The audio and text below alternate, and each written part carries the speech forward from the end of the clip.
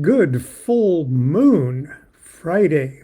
It's going to be, I think, officially full here in about 4 hours.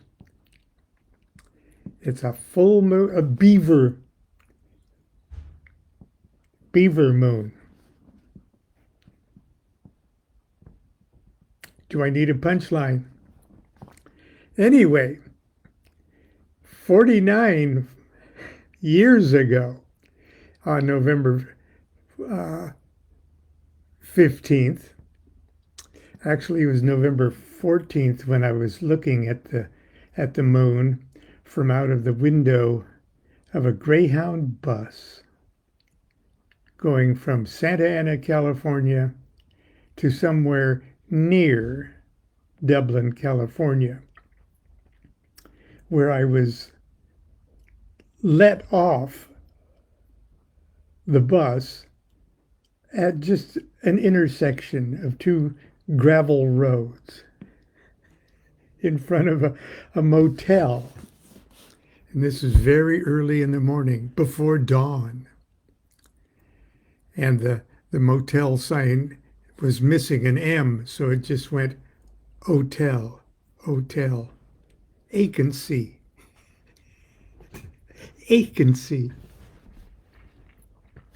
The reason for all the cloak and daggerness was I had traveled there to receive my Minerval or 0 degree initiation at the hands of Grady McMurtry and Phyllis Seckler. I didn't even know their names. They hadn't even given me their names, just their magical names. Hymenaeus Alpha 777 and Soror Meral, or Meral. And to say that I was a bit anxious at all this cloak and daggerness would be an understatement. The bus trip itself, I don't know if you've ever traveled up the Interstate 5 freeway from Los Angeles up through Central California to the Bay Area. You know what hell is. You know what the abyss is. The monotony of the scenery, that just sort of lures you into falling asleep at the wheel. It's the general vicinity where James Dean fell asleep in his little Porsche Spider and vaporized himself. And I'd heard so much about Aleister Crowley. Stuff that was really freaky, and I hadn't really resolved those issues, but I was resolved to join the O.T.O, which I didn't know very much, if anything, about it. Earlier that year, in 1975, earlier that year, a friend brought me back from England a little book of the law that looked exactly like this. Okay.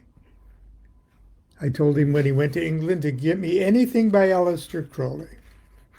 And he brought me back Moonchild, and he brought me back a Level Press, I think, edition of Liber Aleph.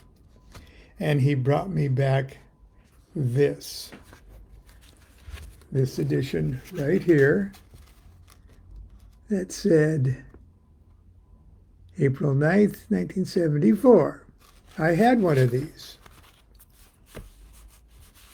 As a matter of fact, the address here was the same as the address on the tarot deck, Thoth tarot deck that I bought. I wrote that post office box and set up a series of correspondence that eventually led to the scheduling of my initiation. Well, the first time I read my copy that looked just exactly like this was the same edition. How it got to England and then from England back to me is quite an adventure, I suppose. But this is the copy that I burned after the first reading. The third chapter freaked me out so much. I was happy to burn it, okay, but I had second thoughts, obviously. So, anyway, I was kind of scared because Constance, I couldn't leave her a phone number. I couldn't leave her an address. I could only leave her the name of the motel where I was asked the bus driver to drop me off at. So I was pretty. I didn't know whether like I tell people, I didn't know whether I was going to be raped and eaten. Maybe all of the things that they said about Aleister Crowley were true, and maybe I'm just some sort of sacrificial thing that they do seasonally. But anyway, it certainly wasn't like that. When I met Phyllis, she met me at the or came. She called the motel. I didn't call her. I didn't have a number.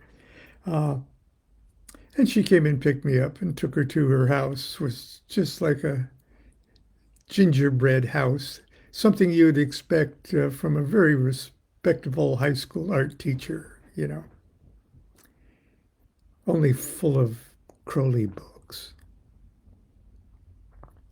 And anyway, later that day, I met Grady, who had come from his job in Berkeley. And on the evening of the 15th, they were going to perform the ceremony out in Phyllis's backyard, which was absolutely lovely. But it rained, just like it's rained the last couple of nights here. So they quickly threw together their empty garage to accommodate the very simple furniture necessary for a Minerval initiation. And that night, I took my Minerval. And it was awesome. It was just Phyllis and Grady who were the initiators. And during that ceremony, I was presented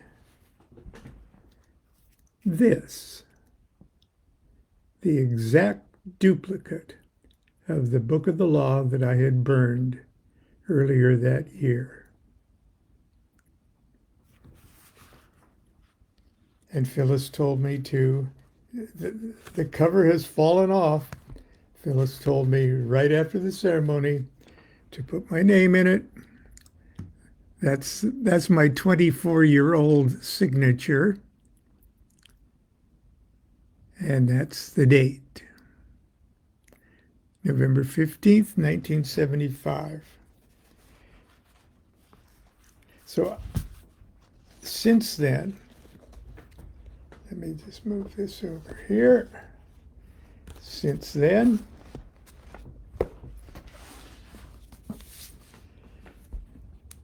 about a year or so later, Helen Parsons Smith's, who attended my first degree ceremony a couple, like 9 months later,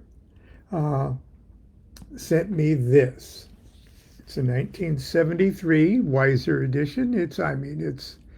It's rare, but it's not that rare, okay? Because Grady pushed his copy of the Blue Equinox, which was a first edition, across the dinner table after my initiation and said, "This is your programming manual. this is the O.T.O's programming model. Because as I learned at that dinner, the O.T.O wasn't a big organization with temples all over the world and golden doors, and it was down to just a few old former members of the old Agape Lodge in Los Angeles. I think a total of 4 old Crowley era ninth degrees, 2 of which initiated me, and 3 of which initiated me into the first degree. But this is indeed all the O.T.O, the manifesto, the Constitution, the intimation toward the Constitution, and the other O.T.O related things, including the Gnostic Mass and the open letter to those who wish to join the order. In other words, it was Crowley's dream of what the O.T.O was going to be, but never was during Crowley's lifetime. Yes, Crowley had made Grady a ninth degree O.T.O,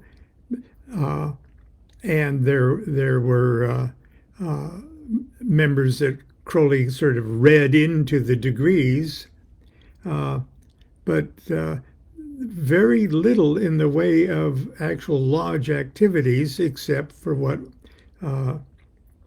was going on under the leadership of Wilfred Smith, first in Vancouver and then in Los Angeles, and later under the direction of Jack Parsons in Pasadena, California.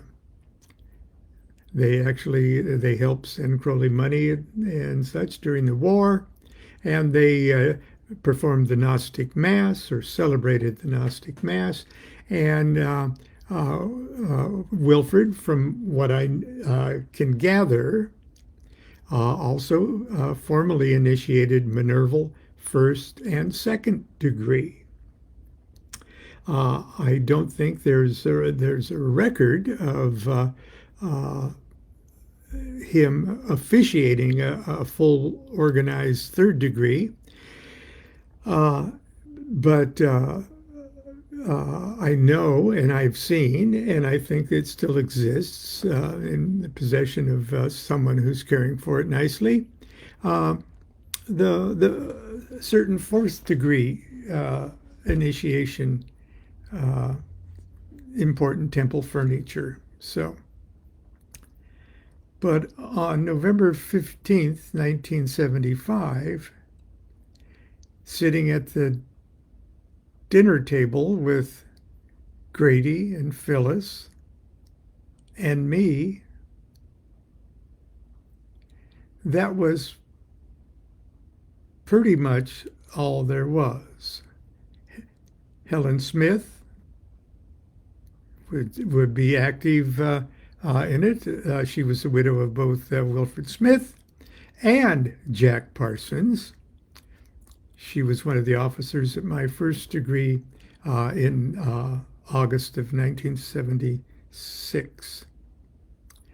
And since then, the order has grown. It's quite an adventure story in and of itself. Do you want me to answer that? Maybe I've said too much. I think I will. Hello?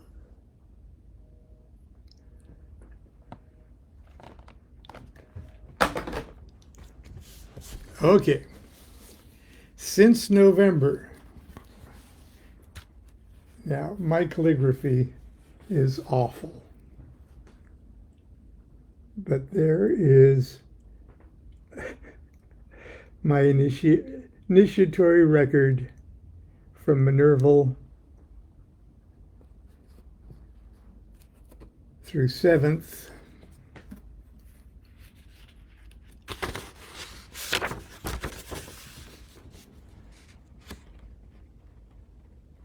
Through 8th, through 9th, and various other dates of interest in my life. Now, as many of you know, the O.T.O has an ecclesiastical branch called Ecclesia Gnostica Catholica. And let's see, maybe I have sort of my bishopy stuff. Well, maybe it's up front here. Oh yeah, it's in the very next page.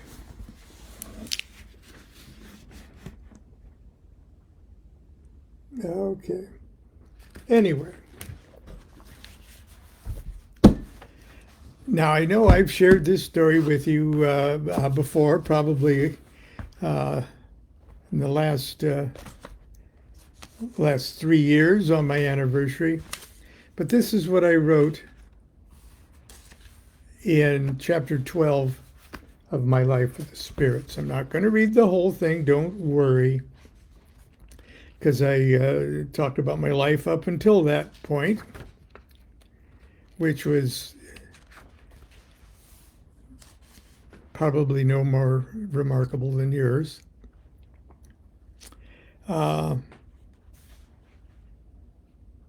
Eventually, I came upon an early edition of Aleister Crowley's Thoth Tarot.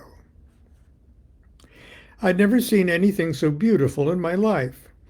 The name, Aleister Crowley, sounded familiar, and I vaguely recalled seeing his name footnoted in a Kabbalah book by Frater Akkad. That was QBL. Many years later, I would be honored to write the introduction to a new addition to QBL.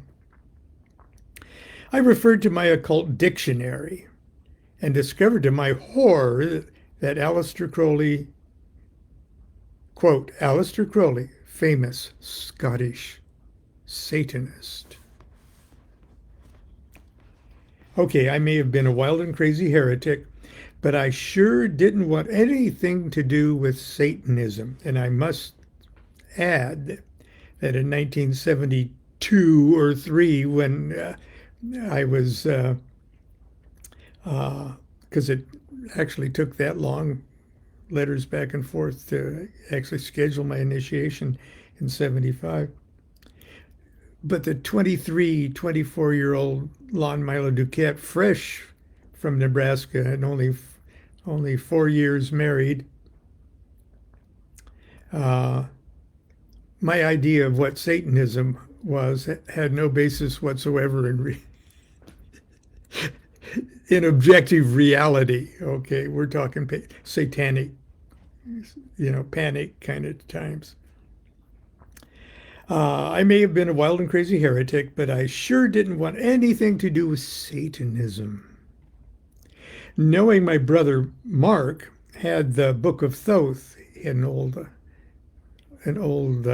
really paperback edition, Bantam or something. Knowing that he had the book, the Dick's companion text, I promptly gave him the cards. Good riddance. I was sternly enlightened, or chastised, I think would be a better word, a few days later by our dear friend Mad Bob. Bob, if you're watching out there, Bob Patton, over there in Clear Lake. We're still dear family friends. Our dear friend Mad Bob, a name that only begins to describe his bizarre and wonderful character, who had returned briefly from a Central American adventure. Bob had read, you can imagine what that was about. Bob had read Crowley's autobiography and insisted that I would love the man if I gave him a chance. When I showed him what the occult dictionary had to say, he brushed it off, saying, it doesn't matter if Crowley was a Satanist. He was a good kind of Satanist. And you'll just love him. Trust me. That was the strangest thing I'd ever heard, but I respected Mad Bob's opinion and took the cards back from my brother Mark and asked to borrow that book of Thoth. Bob was right, even though I didn't understand most of what I read. I knew that Aleister Crowley was brilliant, funny, and everything I was looking for.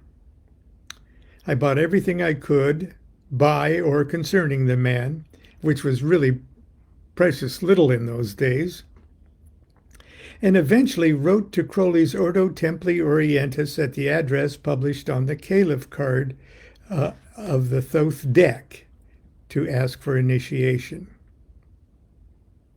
On November 15th, 1975, after picking up the bus, I'm going to digress here.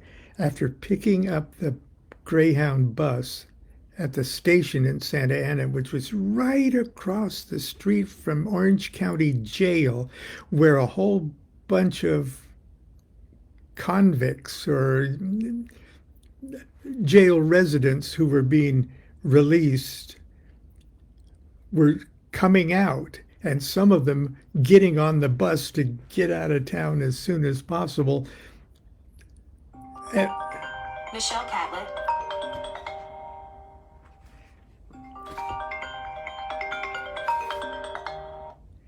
Hello, Michelle. Can I call you back? I'm right in the middle of my show.